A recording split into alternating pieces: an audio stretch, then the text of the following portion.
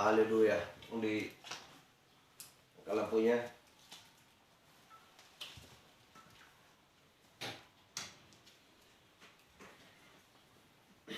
Haleluya. Kita sangat diberkati pada pagi hari ini, amin.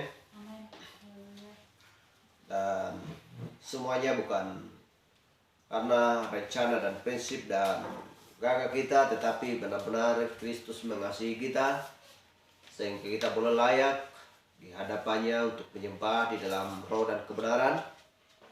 Dan semuanya itu diperhitungkan oleh Kristus dari kita, dan itulah benar-benar yang bisa kita berbuat dan harus kita berbuat tanpa ada henti-hentinya.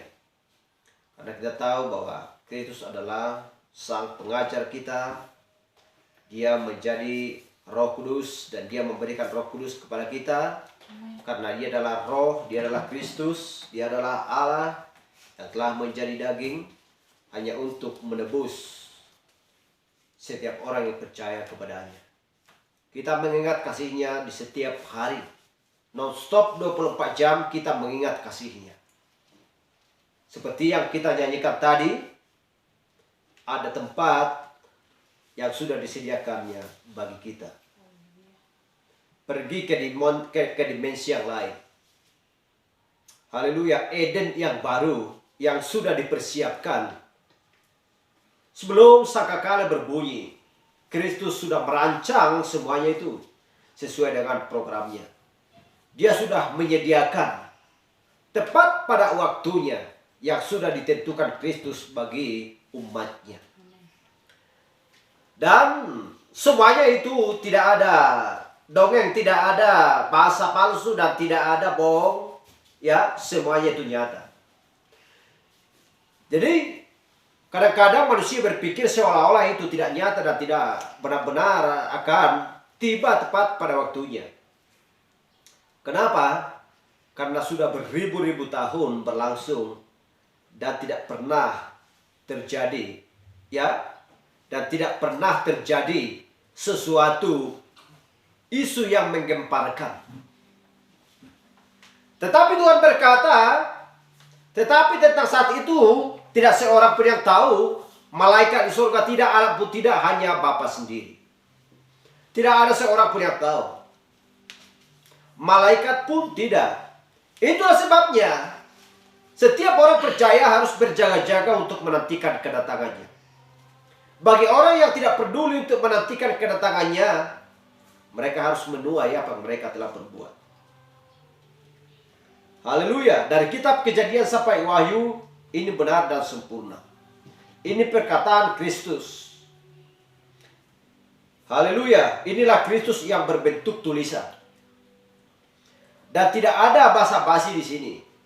Tetapi kita melihat betapa semakin buruknya dunia ini sekarang. Ya, karena memang hidupnya boleh diubah-ubah dengan olahan pikirannya sendiri. Oleh karena perbuatannya sendiri. Mau bagaimana tentang sikap dan karakternya bisa diperbuat sendiri. Sehingga firman Tuhan tinggal jauh daripada pola pikirannya, dari pola hidupnya. Sehingga suatu saat nanti ketika Kristus datang untuk menjatuhkan penghakiman kepada dunia ini,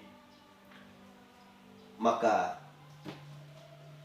akan tahu akibatnya dan rasanya,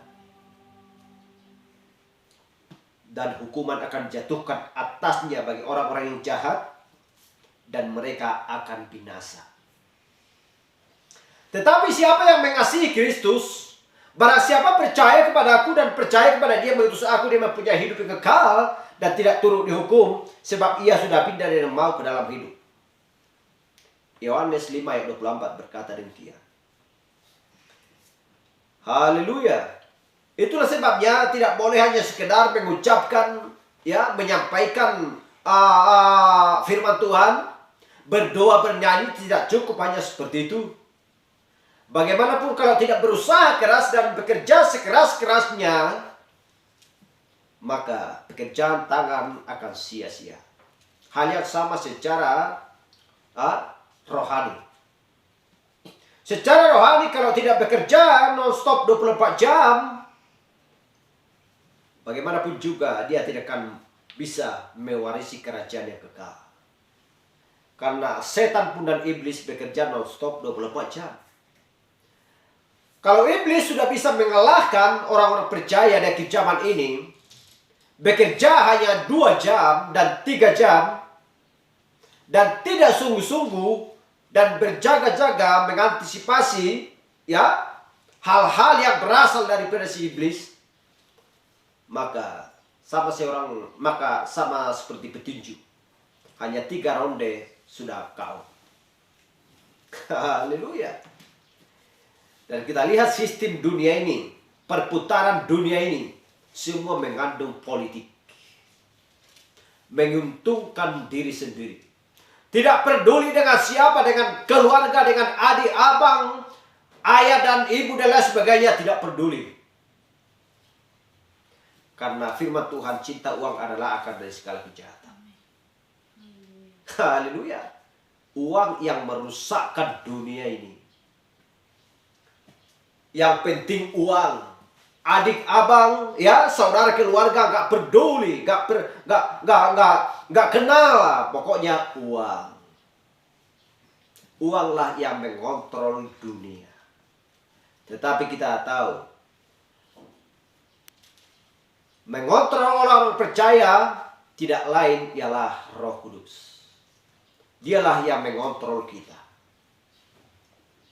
Haleluya, dia adalah remote kita. Dialah memerintahkan kita untuk melakukan kehendak Bapa di surga. Haleluya.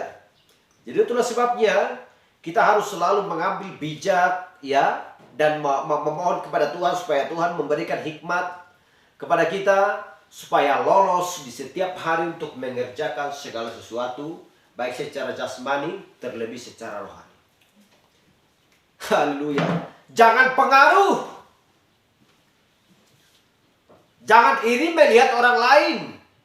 Kerjakan tugasmu, apa yang sudah disampaikan Tuhan untuk kau kerjakan. Kerjakan tugasmu. Gak peduli sama orang yang jahat, orang yang lain dan lain sebagainya. Kalau kita sudah mengerjakan tugas yang disampaikan Tuhan kepada kita, percayalah, Tuhan tidak pernah membiarkan engkau di depan selain daripada Dia sendiri. Kenapa? Karena kita adalah domba-domba Tuhan. Dia adalah penjaga pintu tersebut. Serigala-serigala yang ganas untuk mencoba menerkam, kita lihat Yesus Kristus yang terlebih dahulu mengorban. Haleluya. Itulah sebabnya Dia mati di Kalvari, mengorban bagi kita, bagi domba-dombanya yang sudah ditebus. Haleluya. Jadi apapun pekerjaan kita serahkan pekerjaan secara jasmani, ya, kepada Kristus. Dia berkata dan Dia berjanji, cari dahulu kerajaan Allah, maka semuanya akan kutambahkan kepadamu. Haleluya. Kita akan dipercaya dengan iman. Apa yang tidak kita lihat, iman berkata, ya, semuanya akan nyata, realita di hadapan kita. Apapun yang kita minta, yang penting berserah kepada Kristus. Haleluya, glory. Kita akan segera bergegas. Kita buka Alkitab kita. Kita buka Alkitab kita yang tertulis di kitab Matius 24 ayat 37, dan pembahasan kita pada waktu yang indah ini adalah bunyi yang tidak pasti. Haleluya. Dan apa maknanya, dan kita harus mengerti nanti apa pengertian semuanya ini. Matius 24 ayat 37. Sebab sebagaimana halnya pada zaman Nuh, demikian pula lah halnya kelak pada kedatangan Anak Manusia. Dan mereka tidak tahu akan sesuatu sebelum air bah itu datang dan melenyapkan mereka semua. Demikian pula lah halnya kelak pada kedatangan Anak Manusia. Dan 2 Korintus 5 ayat 1 berkata, karena kami tahu bahwa jika kemana tempat kediaman kita di bumi dibongkar, Allah telah menyediakan suatu tempat kediaman di surga bagi kita.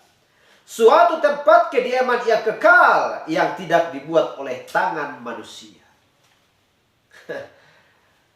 Haleluya. Dari bumi kepada surga, ya.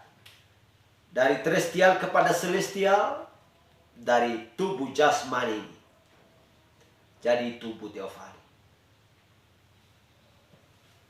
Haleluya. Sebab sebagaimana pada zaman Nuh, seperti yang saya katakan tadi, ya, sama seperti zamannya Nuh, tidak lain ini menunjukkan tentang akhir zaman, tentang tanda-tanda kedatangan Mesias.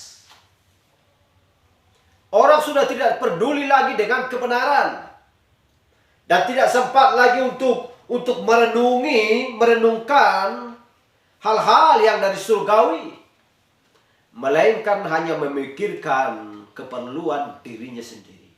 Dia lupa kepada penciptanya. Dia lupa kepada pemberi berkat secara jasmani dan rohani. Haleluya. Silakan duduk.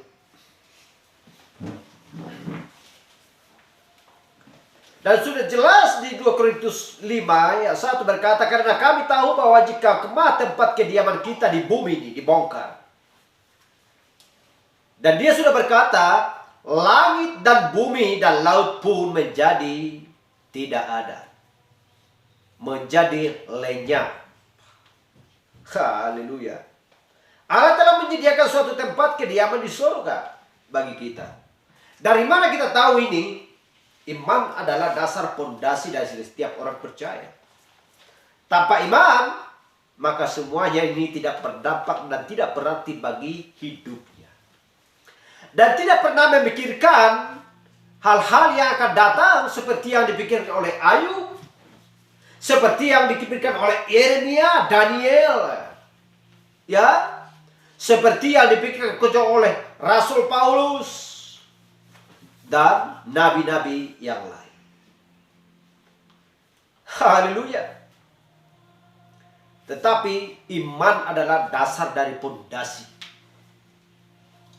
Sehingga ketujuh anak tangga tersebut sampai kasihkan saudara-saudara komplit dan benar-benar sempurna tersusun seperti piramid di dalam jiwa kita ini. Haleluya. Kejadian 19 ayat 22 berkata, cepatlah larilah ke sana sebab aku tidak dapat berbuat apa-apa sebelum engkau sampai ke sana. Itulah sebabnya nama kota itu disebut Zoar. Ya. Dan di 1 Korintus 15 ayat 52 berkata, dalam sekejap mata pada waktu bunyi nafiri yang terakhir, sebab nafiri akan berbunyi dan orang-orang mati akan dibangkitkan dalam keadaan yang tidak dapat binasa, dan kita semuanya akan diubah. Haleluya, akan diubah. Dan di 1 Tesalonika ayat 16, sebab pada waktu tanda diberi, yaitu pada waktu penghulu malaikat berseru dan sangkakala Allah berbunyi, maka Tuhan sendiri akan turun dari surga dan mereka yang mati di dalam Kristus akan dahulu bangkit. Yang mati di dalam Kristus akan dahulu bangkit, tetapi yang mati di luar Kristus, apa yang mereka terima? Bagiannya tidak akan ada sedikit pun di dalam Kristus. Mereka akan binasa. Sama seperti zamannya Nuh. Haleluya. Hanya ada 3 orang yang terselamatkan. Sama seperti zamannya Lot. hanya 3 terselamatkan. Sama seperti zamannya Nuh, hanya 8 yang terselamatkan. Ayat 17, sesudah itu kita yang hidup yang mati tinggal akan diangkat bersama-sama dengan mereka. Sesudah itu kita yang hidup pada tepat kedatangan Kristus. Berarti dengan kata lain, bukan semua yang bernama manusia itu mati. Di mana tertulis 1 Tesalonika 4 ayat 17 berkata, sesudah itu kita yang hidup yang masih tinggal akan diangkat bersama-sama dan tidak ada kematian di sini. Kata diangkat berarti diubahkan seperti yang saya katakan tadi. Dari tubuh teofani menjadi dari tubuh jasmani menjadi tubuh teofani. Sama seperti tubuh Kristus ketika dia diubahkan. Haleluya. Bagaimana dengan Elia? Bagaimana dengan Henok? Diubahkan.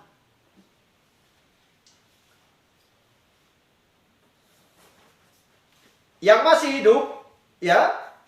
Sesudah itu kita yang masih hidup, yang masih tinggal akan diangkat bersama-sama dengan mereka dalam awan menyongsong Tuhan di angkasa. Demikianlah kita akan selama-lamanya bersama-sama dengan Dia. Tidak ada waktu. Selama-lamanya kekal adanya. Haleluya. Jadi semuanya ini, kalau memang benar-benar ini dipercayai oleh yang namanya mengaku dirinya orang Kristen, maka tentunya mereka tidak katakan semua manusia akan mati. Haleluya. Glory.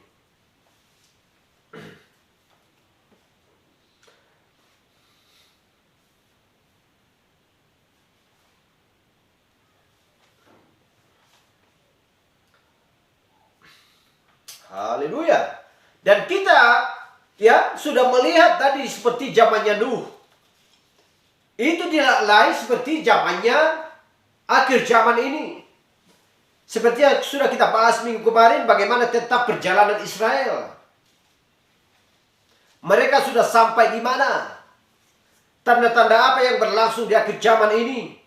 Pernahkah mata manusia tertuju ke sana? Atau hanya melihat hidupnya sendiri? Kalau sakit, pergi ke rumah sakit. Setelah sembuh pulang ke rumah, bekerja, cari nafkah dan lain sebagainya. Dan selalu melihat hidupnya sendiri. Dan tidak pernah melihat biji mata Tuhan. Haleluya. Dan tidak pernah merenungkan apa yang sedang berlangsung di hari-hari pada akhir zaman ini. Itulah tandanya tidak peduli bagi anak-anaknya dan juga istrinya dan juga keluarga-keluarganya. Itu tandanya. Kalau seorang ayah dan seorang ibu mengasihi anak-anaknya dan juga keluarganya, dia harus bisa sebagai contoh dan teladan untuk melakukan firman Tuhan.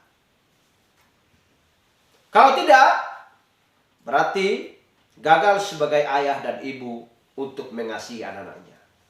Apa yang sudah terjadi? Terjadilah pengelantaran anak. Dan tidak tahu bahwa haluannya kemana. Tujuannya kemana. Haleluya. Kalau Kristus datang, maunya ke surga.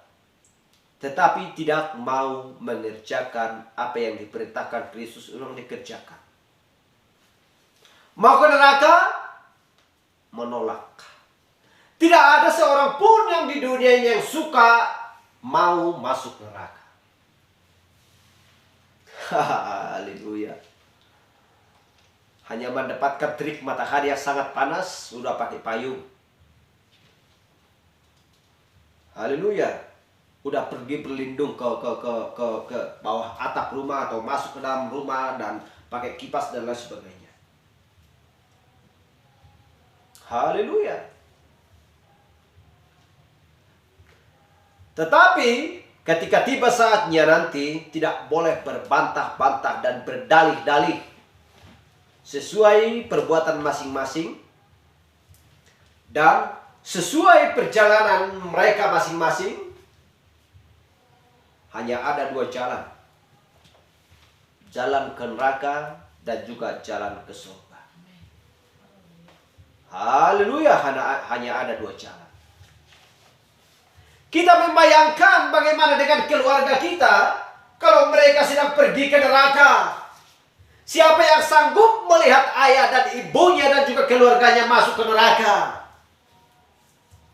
Tidak ada seorang pun. Lalu bagaimana caranya untuk supaya tidak ada tuntutan bagimu? Jadilah garam dan jadilah terang. Haleluya. Glory. Bagaimana mungkin seorang pecandu, ya, pecandu narkoba, sabu-sabu, ekstasi dan lain sebagainya bisa mempertobatkan seseorang kalau memang dia tidak bisa sebagai contoh dan teladan di tengah-tengah keluarganya. Siapakah contoh kita? Siapakah teladan kita? Siapakah terang kita? Siapakah garam kita? Adalah Kristus. Ini adalah sebagai teladan kita. Dia adalah kepala kita. Tidak bisa malaikat, ya. Tidak bisa rasul dan nabi. Teladan mereka pun hanya Kristus. Haleluya. Jadi harus dipastikan langkah supaya benar-benar benih yang ada di dalam palungan kita ini selalu bersinar, membawa hidup kita ke suatu jalan yang benar. Kita lihat di Daniel 2 ayat 41. Dan seperti Tuanku lihat kaki dan jari-jarinya sebagian dari tanah liat tukang periuk dan sebagian lagi dari besi. Itu berarti bahwa kerajaan itu terbagi. Memang kerajaan itu juga keras seperti besi. Sesuai dengan yang Tuanku lihat, besi itu bercampur dengan tanah liat. Haleluya, kita sudah membahas ini. Bagaimana bisa mungkin bercampur antara besi dan tanah liat? Tetapi dengan jari-jarinya menyatu dengan tanah liat dan besi. Seolah-olah itu bisa menyatu, tetapi gambaran itu seperti itu, menyatu. Tetapi benar-benar bahwa semuanya itu nanti akan diruntuhkan. Bagaimanapun kekuatan kerajaan yang sedang didirikan di dunia ini, semua akan diruntuhkan. Seperti yang dilihat oleh Daniel. Dari emas, ya, dari kepala emas sampai jari-jarinya. Kerajaan Nebukadnezar semua akan diruntuhkan. Itu berbicara tentang kekuatan yang ada, yang sedang berdiri di dunia ini. Haleluya, yang mempersatukan dirinya.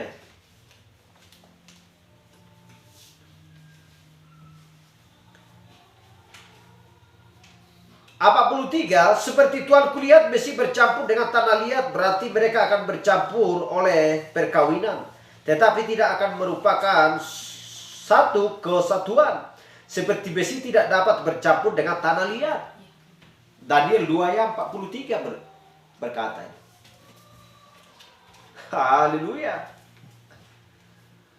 Mereka tolak belakangan seperti yang dilihat oleh orang yang tidak mempunyai hikmat daripada surgawi. Mereka berkelahi, mereka seolah-olah tidak bisa menyatu, tetapi prinsip, ya, dan tujuan mereka, dogma-dogma mereka benar-benar tidak bisa dipisahkan. Haleluya.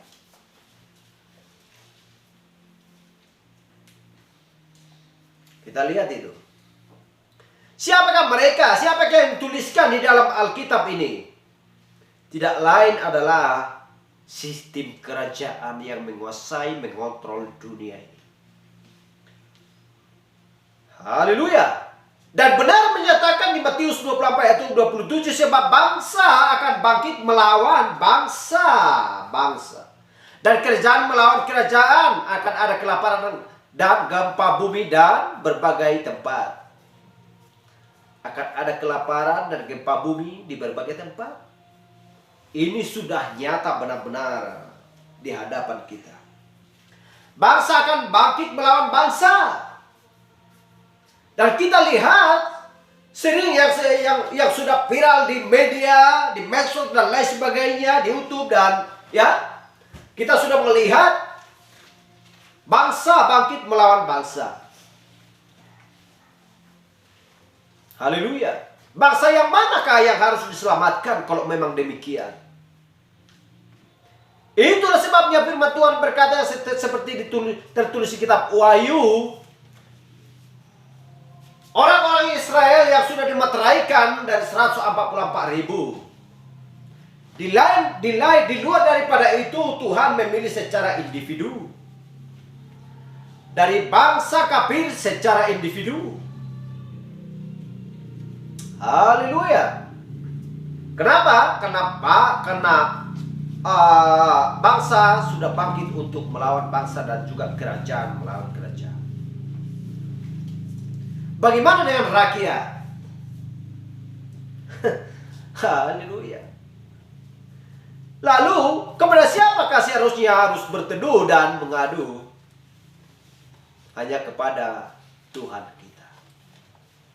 Tidak bisa berlindung kepada seorang manusia betapa kuatnya pun dia di dunia ini, selain daripada Kristus.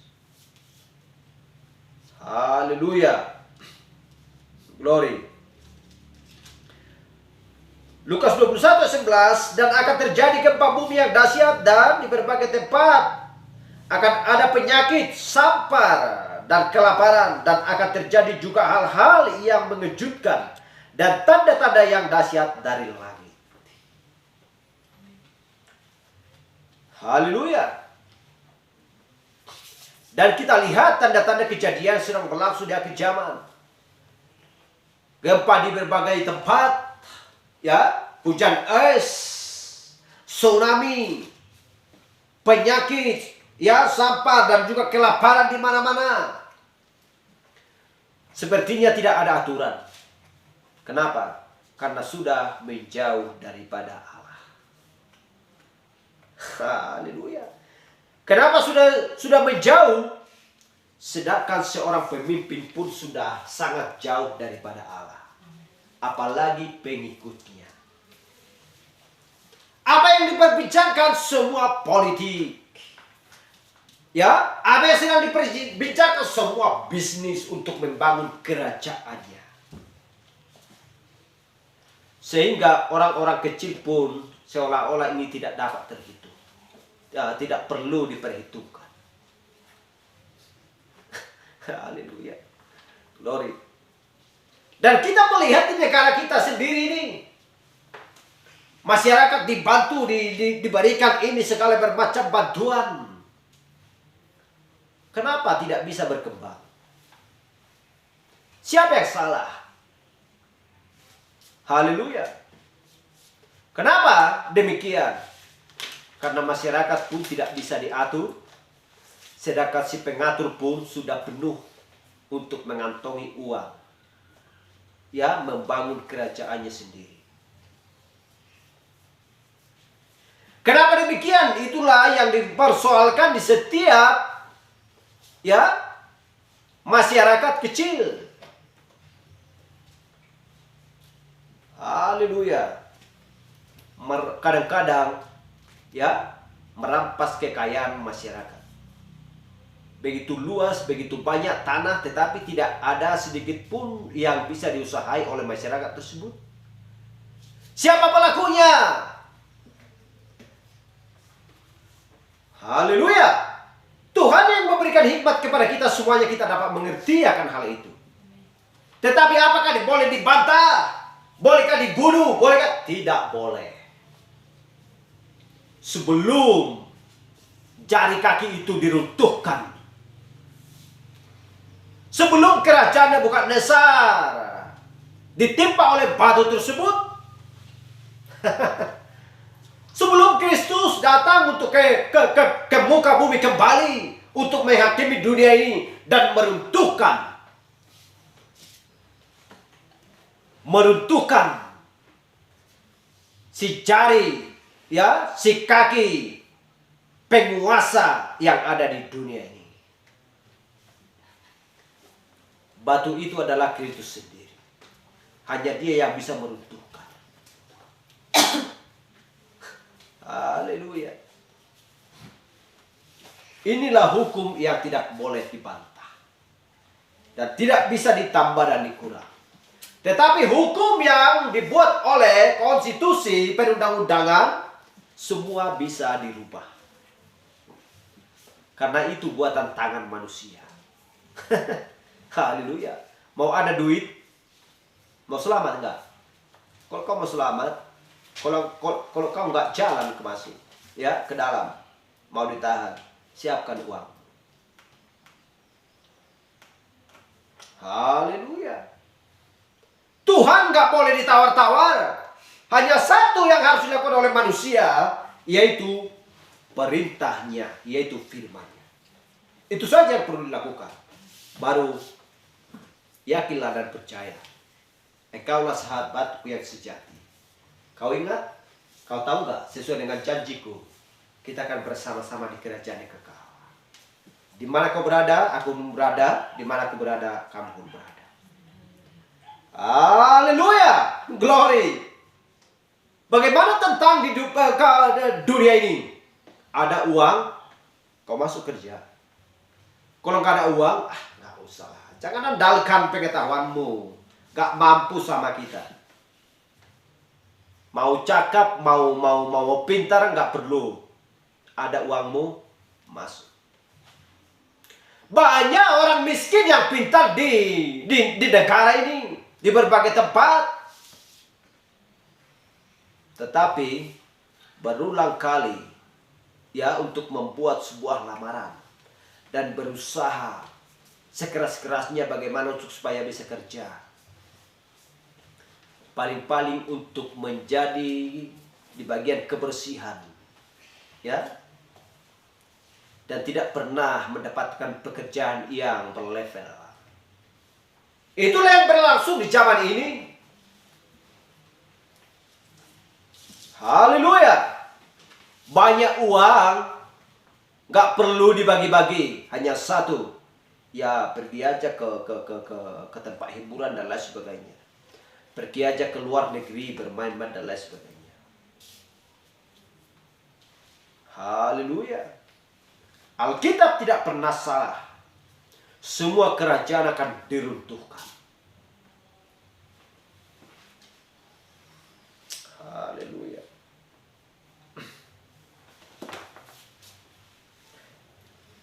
Sekalipun tanda-tanda ini, semua penyakit sampar, gempa bumi, ya, di berbagai tempat,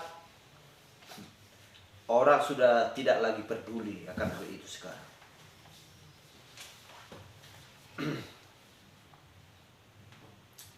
Haleluya.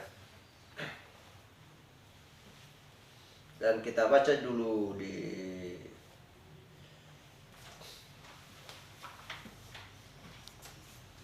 kita baca dulu supaya 1 Raja-Raja 16 ayat 28 sampai 32 sampai 33. Kemudian Omri mendapat perhentian bersama-sama dengan nenek moyangnya dan ia dikuburkan di Samaria. Maka Ahab anaknya menjadi raja menggantikan dia. Omri adalah ayahnya si Ahab. Ayat 29. Ahab anak Omri menjadi raja atas Israel dalam tahun ke-38 zaman Asa, Raja Yehuda, dan Ahab bin Omri memerintah 22 tahun lamanya atas Israel di Samaria. Ayat 30. Ahab bin Omri melakukan apa yang jahat di mata Tuhan, lebih daripada semua orang yang mendahuluinya. Ini berbicara tentang kerajaan. Ya. Dan ayat 31, seakan-akan belum cukup ia hidup dalam dosa-dosa Yerobeam bin Nebat, maka ia mengambil pula Isabel, anak Etbaal, raja orang Sidon, menjadi istrinya. Sehingga ia pergi beribadah kepada Baal dan sujud menyembah kepadanya. Kita lihat ini. Siapakah dia? Dia adalah seorang raja yang diakui. Sedangkan sebelum dia pun ayahnya sudah menjadi seorang pemimpin dan seorang raja yang terkenal. Dan kita tahu semua dunia mengakui betapa hebatnya, betapa kuatnya kerajaan Israel.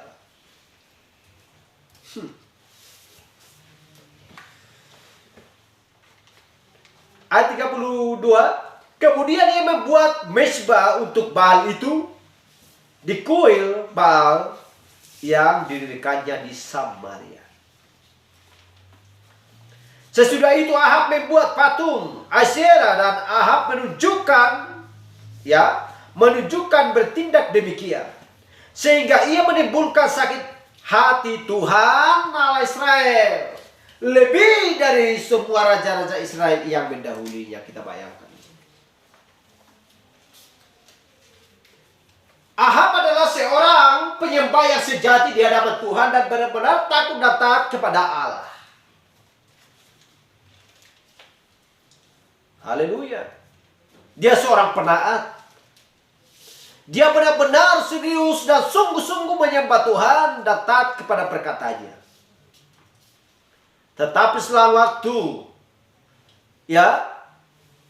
hari demi hari, konsep dan pikirannya sudah mulai berubah. Dan dia menikah kepada gereja. Perempuan adalah seorang gereja. Perempuan adalah gereja yang sesungguhnya. Tetapi gereja penyembah berhala.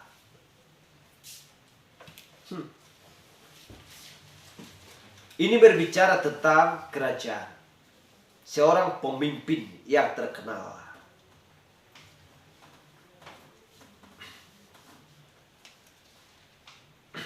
Haleluya. Dan apa yang dilakukan Omri dulu sebelum anaknya menjadi seorang raja atas Israel.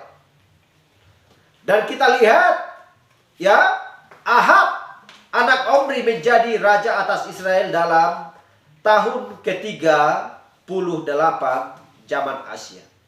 Kenapa dikatakan dalam tahun ke-38? Semuanya dicatat dan ditulis.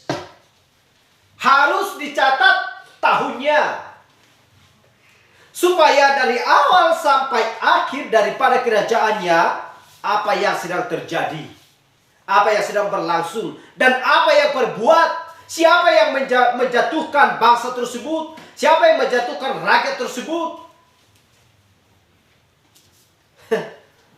Hal yang sama juga di suatu desa. Ketika pertama berdiri seorang pejabat atau seorang kepala desa di suatu desa tersebut, selama dia menjabat selama 8 tahun atau 6 tahun, apa yang sedang dikerjakan? Apakah desa itu bangun atau makin merosot? Setelah itu berakhir, datanglah pengganti kepala desa tersebut. Apa yang diperbuat dari tahun ini sampai tahun sekian? Di zaman siapakah desa ini hancur benar-benar? Di zaman siapakah desa ini bangun? Itulah sebabnya dituliskan di sini.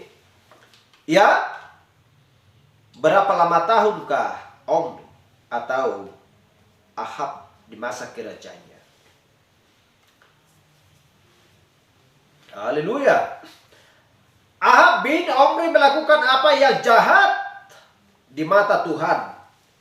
lebih daripada semua orang yang mendahuluinya. Kita lihat, lebih daripada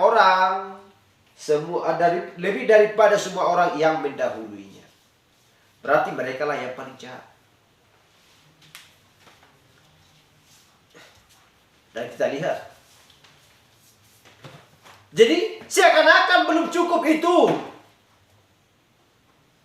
Seakan-akan masih berkurang untuk melakukan kejahatan itu. Itulah sebabnya dikatakan seakan-akan belum cukup ia hidup dalam dosa-dosa Yerobeam bin Nebat. Maka ia mengambil pula Isabel supaya dia semakin bertambah jahat, supaya ada di belakangnya untuk mengontrol. Haleluya. Anak Ebal itu, raja orang Sidom, menjadi istrinya, sehingga ia pergi beribadah kepada Baal dan sujud menyembah kepadanya.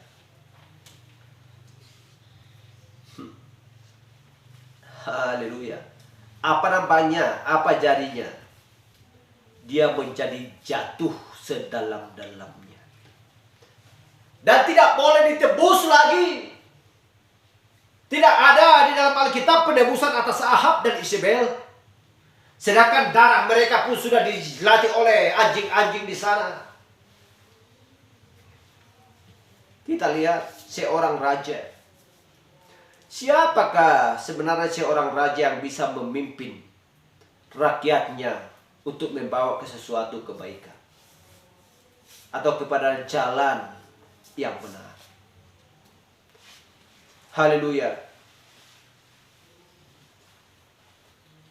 Kalau dia mendukakan Roh Kudus, kalau dia menolak perintah Tuhan, kita ingat, jangan dicoba-coba untuk menggabungkan diri, mencampurkan diri kepada seseorang pemimpin yang dimana pikirannya jauh daripada kebenaran. Itulah sebabnya harus diruntuhkan. Siapa yang meruntuhkan? Adalah Kristus. Kemudian ia membuat mezbah untuk Baal semakin bertambah. Gak cukup hanya menjauh daripada Tuhan. Gak cukup hanya menyembah patung Baal tersebut.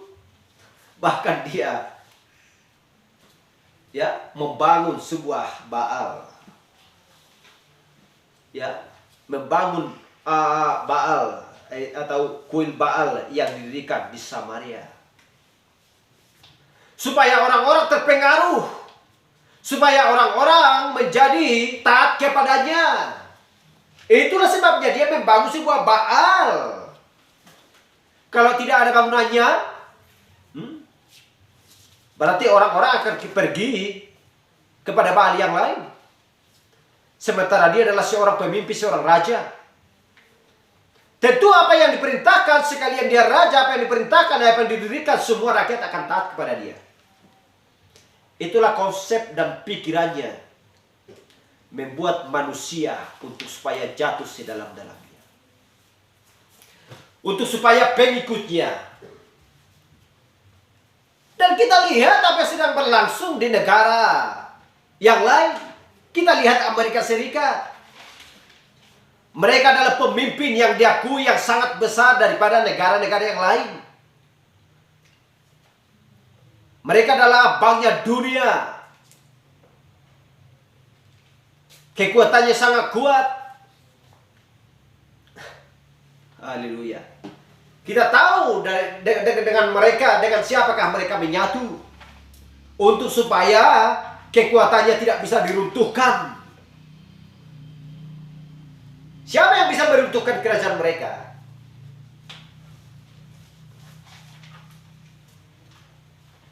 Haleluya. Tirai bambu, tirai besi, tirai ungu.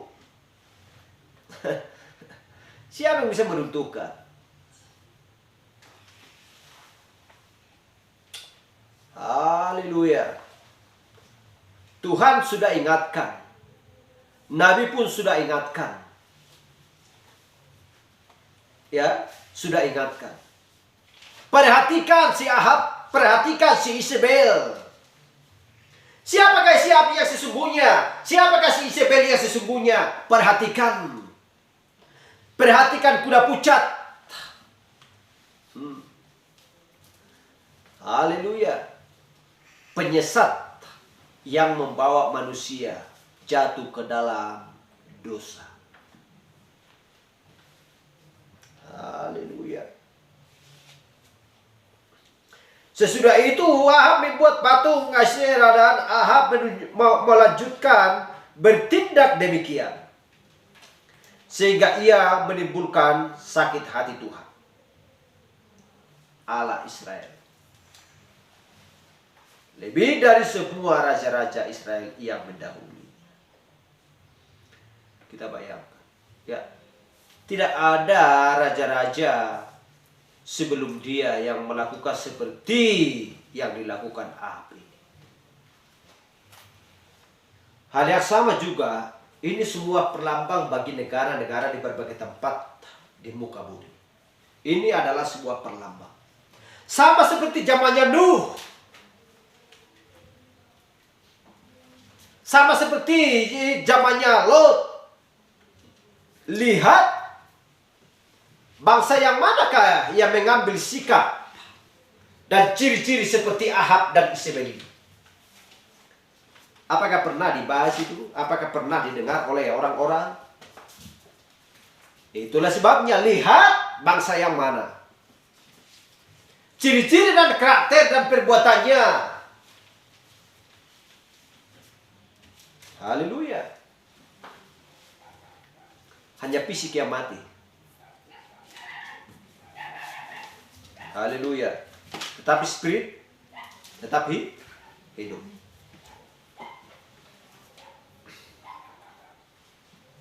Haleluya. Kita sudah ya.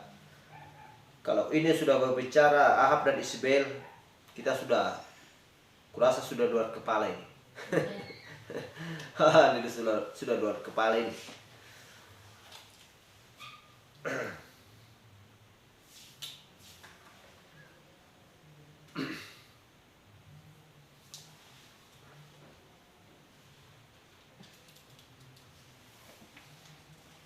Itulah sebabnya di Matius 24 ayat 35 ya.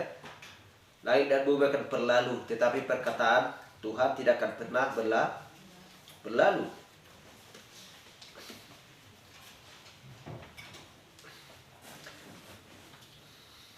Wahyu 13:8 jangan jelas berkata di sini. Dan semua orang yang diam di atas bumi akan menyembahnya, yaitu setiap orang yang namanya tidak tertulis sejak dunia dijadikan di dalam kitab kehidupan dari anak domba yang telah disembelih. Orang-orang di mana namanya ya tidak terdapat atau tidak tertulis dalam kitab kehidupan anak domba Allah, mereka akan lenyap. Mereka akan binasa. Siapa pengikut Ahab dan Isabel ini? Sedangkan mereka sudah sengaja dan membangun semua Baal. Ya, semua Baal untuk orang-orang sembah. Berarti mereka tidak percaya kepada pencipta langit dan bumi dan segala isinya.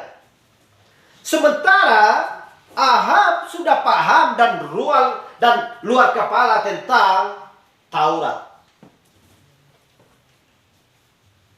Apa yang sudah dibawakan oleh Musa, 10 tita dia sudah mengerti. Dan apa yang disampaikan oleh nabi-nabi sebelum dia sudah paham dan sudah tersusun dengan rapi di dalam pikirannya. Tetapi semua disingkirkan demi perempuan tersebut, demi pengaruh tersebut, sehingga Allah pun muak dan benci melihatnya. Haleluya. Dengan sengaja pula dia untuk membangun sebuah Baal, kuil untuk disembah. Haleluya. Tetapi Tuhan yang Maha Kuasa sudah mengalamatkan jelas di sini. Dan semua orang yang diam di atas bumi akan menyembahnya, yaitu setiap orang yang namanya tidak tertulis sejak dunia dijadikan di dalam kitab kehidupan anak domba yang telah disembelih. Haleluya. Kalau dia adalah kepala kita, Ya, kalau kita adalah tubuhnya, bagaimana mungkin bisa tubuh untuk memerintah kepala? Hanya kepala lah yang bisa memerintah tubuhnya. Ambil air minum, makan, berjalan, dan lain sebagainya. Inilah yang memerintahkan semua.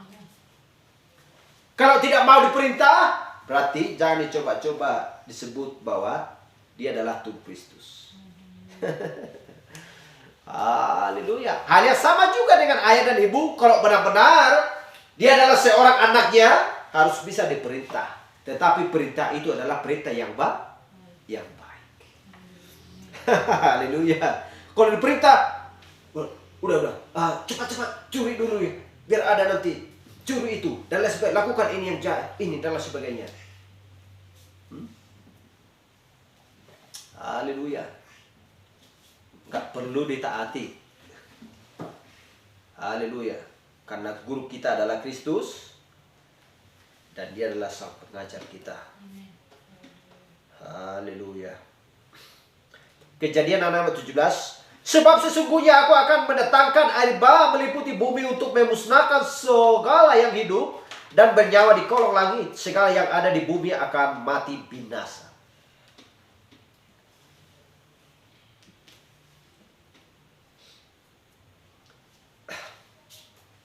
Itulah sebabnya sama seperti zaman Nuh. Dan Galatia 2 ayat 20 dikatakan, namun aku hidup tetapi bukan lagi aku sendiri yang hidup, melainkan Kristus yang hidup di dalam aku. Dan hidupku yang dihidupi sekarang di dalam daging adalah hidup oleh iman dalam anak Allah yang telah mengasihi aku dan menyerahkannya untuk aku. Itulah sebabnya iman sesuai dengan Ibrani 11 ayat 7. Karena iman maka Nuh dengan petunjuk Allah tentang sesuatu yang belum kelihatan dengan taat mempersiapkan batra untuk menyelamatkan keluarganya. Dan karena iman itu ia menghukum dunia. Dan ia ditentukan untuk menerima kebenaran sesuai dengan imannya. Haleluya. Haleluya. Dikatakan di sini ya, mempersiapkan batra untuk menyelamatkan keluarganya. Haleluya. Siapakah Batra? Kita bangunlah Batra di zaman ini supaya Kristus ada di dalam Batra tersebut. Kalau sudah ada Kristus di dalam Batra tersebut, bagaimanapun ombak, bagaimanapun begitu kencangnya pun angin, hai tenang. Ketika Kristus ada di dalam Batra, di dalam perahu tersebut, dia hanya menghentikan dengan tangannya. Lalu tenanglah laut itu. Mereka pun tenang di dalam perahu itu. Hal yang sama juga, ya. Kalau benih Kristus sudah ada di dalam batra, di dalam kita, di dalam palungan, apapun permohonan dan permintaan kita, ya, asal benar-benar tekun dan benar-benar bertindak, maka Tuhan akan memberikan. Karena itu adalah semua janji yang harus ditanggungjawab oleh Kristus sendiri. Haleluya. Glory. Kita baca sedikit lagi untuk menutup.